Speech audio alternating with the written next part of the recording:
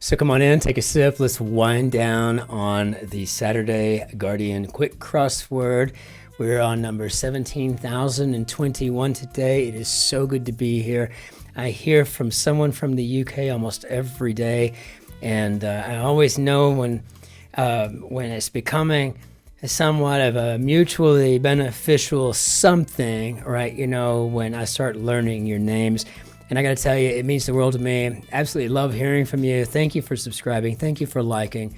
The channel's growing slow, but it's growing, and it's growing the right way with good people, solid people, just decent, kind, big-brained people, right? You know, and it's such a wonderful group to be with.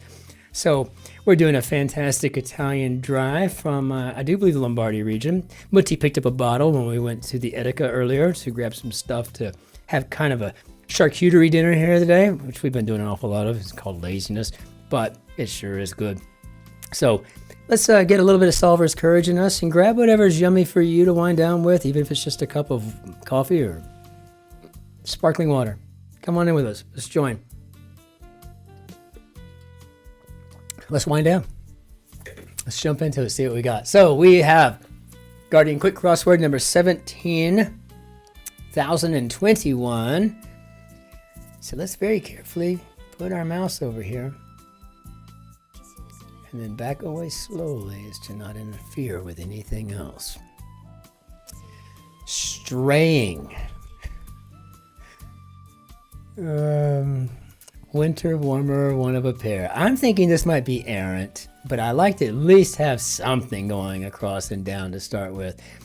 And that means a winter warmer, one of a pair could be an ear muff.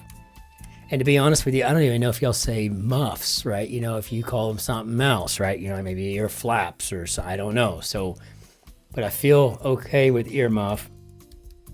And it always is a crapshoot whether something that we say in American vernacular is going to be something that lines up with the original British English vernacular, right? That's spoken in the UK. So, which is one of the reasons I just love these grids, right? So, slender stream. Well, I guess it's going to depend. Unimportant facts. I guess we could be talking about trivia, and by definition. So that R blank V means that this could be a rivulet, making sure I'm pronouncing it correctly, and spelling it, of course. Old-fashioned means of resolving a dispute. Oh, pistols at dawn. Yeah. What a way to start your day, huh? Why not just do pistols at dusk? Oh, that'd be worse. You'd be thinking about it all day, but then you'd be thinking about it all night. How about we just don't duel?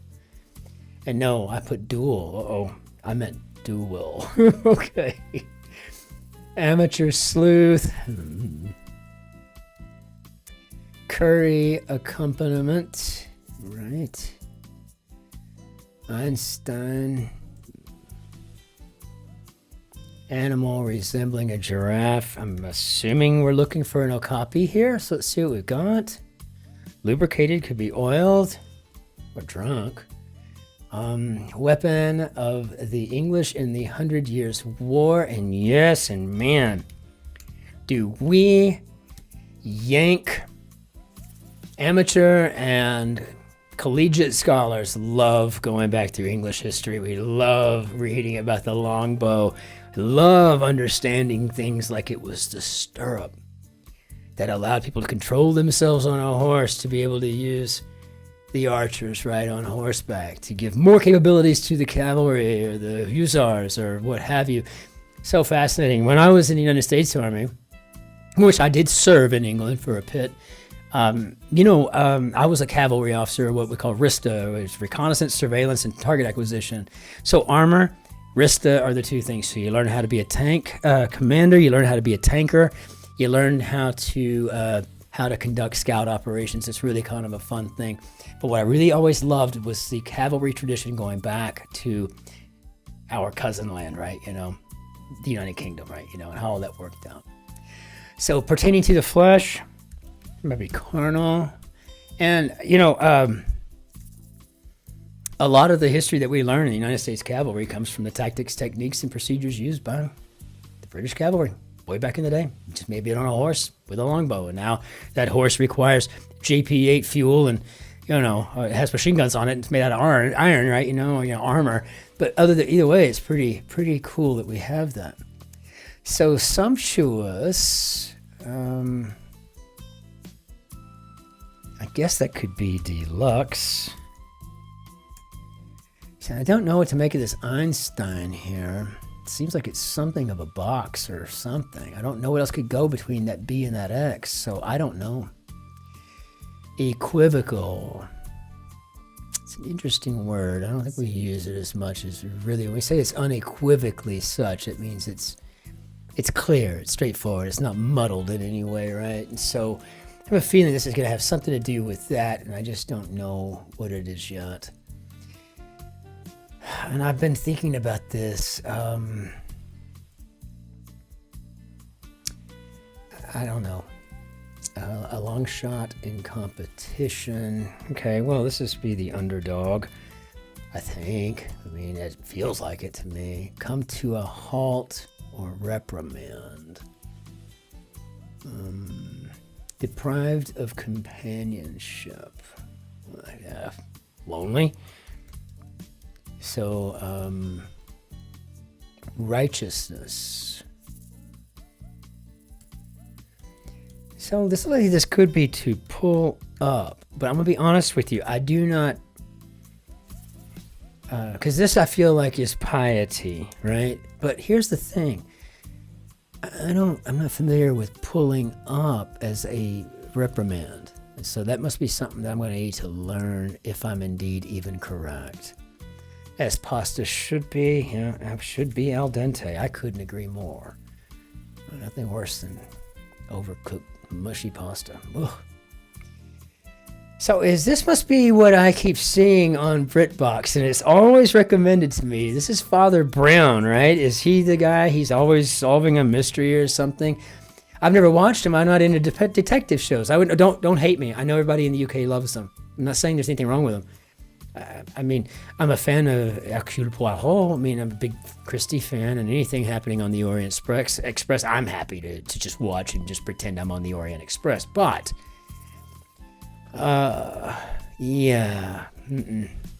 it seems like every time I see that, it's always something about a murder mystery. Some woman has got Alzheimer's, but she lives in some little area in Devon or in Leeds or wherever, and she's, it's kind of an interesting thing, but I just there's a lot of murder mysteries going on for a country that doesn't have very many murders, right? I mean, just try Chicago alone, right? So I just think, what kind of parish are you running, Father Brown, that you always got something to sleuth and get through, So I guess the equivocal could be ambiguous, and I think I'm lucky in that that kind of just spelled itself out for me, because it could be so many things, right? Computer key. I guess escape. I'm used to just the ESC, but oh no. Oh, I am barely familiar with this, and I'm not going to be able to spell it for the life of me. It's that little thing made out of plastic or porcelain. Oh, it's tiny. You hold it in your hand. I got to play one at some point in my childhood. No clue. If I can't make that work with the downs or the crosses, I'm going to be screwed on that one. Askew could be awry. I'm going to check that too. Does that help me at all? No, it doesn't. Abhorrent. Abhorrent. 6 letters starting with an O could definitely be odious. So,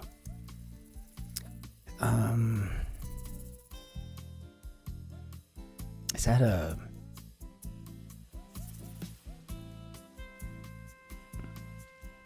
I don't know. Cultivate, maybe to nurture. Okay, so...